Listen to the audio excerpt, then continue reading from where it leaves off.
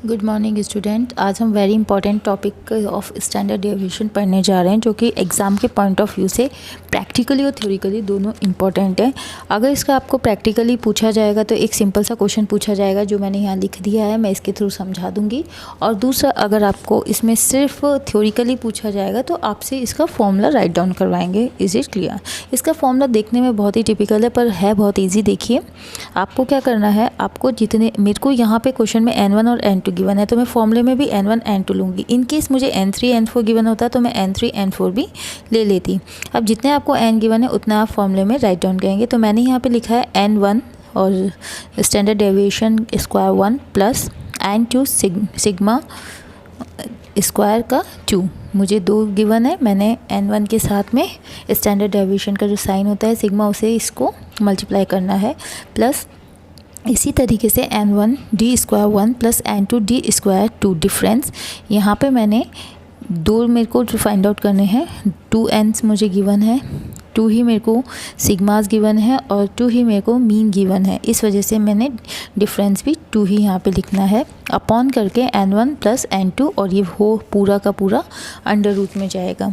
अब देखिए, यहाँ मैंने 1 और 2 इसलिए लिखा है क्योंकि मुझे 1 और 2 N गिवन है। अब मेरे को सबसे पहले D फाइंड आउट करना है, तो D फाइंड आउट करने के लिए मैं यहाँ पे आपको सबसे पहले फाइंड आउट करना है, मैं कंबाइन मीन फाइंड आउट करूँगी। तो उसका फॉर्मूला है x बार 1/2 इंटू, यहाँ पे लिखेंगे N1, फिर आपको जो गिवन है mean 1 plus N2 mean 2 given है divided by N1 plus N2। मेरे को क्वेश्चन में वैल्यू गिवन है, N1 की वैल्यू मेरे पास 100, मीन 1 की वैल्यू है मेरे पास 50, जिसे मुझे मल्टीप्लाई करना है। प्लस का साइन लगा देंगे। N2 की वैल्यू गिवन है 150 और मीन 2 की वैल्यू गिवन है मुझे 60, जो कि मल्टीप्लाई होगा डिवाइडेड बाय N1 मेरा 100 है, प्लस करना है इसको N2 से, यानी कि जो मेरा 150 गिवन है। जब मैं इसे पूरे को सॉल्व करूँगी तो मेरा आंसर आता है यहाँ पे 56। कैसे? 100 इंटू 50 करेंगे, उसके बाद ब्रैकेट ओपन कर देंगे, प्लस 150 इंटू 60 करेंगे, इसके बाद यहाँ जो भी वैल्यूज़ आएगी उसे प्लस कर देंगे, और 100 प्लस 150 यानी कि 250, जो भी वैल्यू आएगी उसको 250 से आप डिवाइड करेंगे, आपका आंसर यहाँ पे 56 आ जाएगा। ये 56 आ रहा है मेरा मीन कंबाइन में, जो कि 1 और 2 है।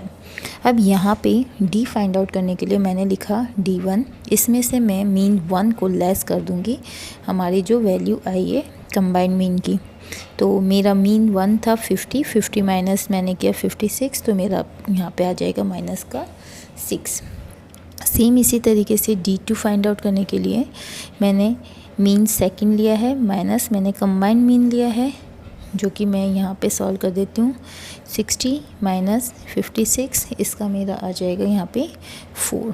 ये 2 वैल्यूज़ मुझे गिवन है। अब इन दोनों वैल्यूज़ की मेरी आ चुकी है। D1 मेरा आ गया है, D2 मेरा आ गया है, N1 मुझे गिवन है, N2 गिवन है, मीन 1 गिवन है, मीन 2 गिवन है, सिग्मा 1 गिवन है, सिग्मा 2 गिवन है। इसमें से ऐसा कुछ भी नहीं है जो मुझे गिवन नहीं है। मैं सेम इसी फॉर्मूले में अपनी वैल्यूज़ को पुट कर देती हूँ। अब जब मैं अपनी वैल्यूज़ को पुट करूँगी यहाँ पे, तो मैं लिखूँगी यहाँ पे सिग्मा 1 2 कंबाइंड स्टैंडर्ड डेविएशन, ठीक है। अंडर रूट में ले लेती हूँ। पहले मेरा N1 गिवन था तो मैं लिख दूँगी N1 100, इसके बाद सिग्मा स्क्वायर 1 गिवन था तो सिग्मा स्क्वायर करना है, यानी सिग्मा 1 मेरा था 5, तो इसका मुझे स्क्वायर करना है। प्लस यहाँ पे N2 की वैल्यू मैं लिख दूँगी 150। अब फिर इसी तरीके से सिग्मा 2 मेरा था 6, उसका स्क्वायर मुझे करना है, तो मैंने लिख दिया 6 का स्क्वायर। अब आगे बढ़ते हैं। प्लस फिर N1 की वैल्यू मुझे लिखनी है 100, और मेरा जो D निकला था, D1 निकला था, वो था मेरा -6, तो मैं यहाँ लिख दूँगी -6, ये भी स्क्वायर में था।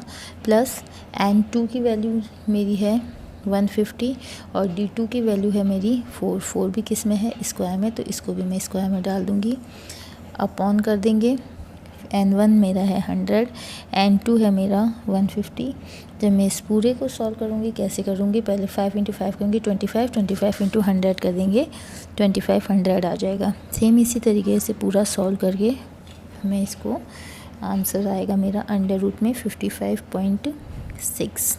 अब जब मैं अंडर रूट को भी यहाँ से हटा दूँगी तो मेरा आंसर आ जाएगा 7.46। ये मेरा आंसर है कंबाइंड मीन डेविएशन का।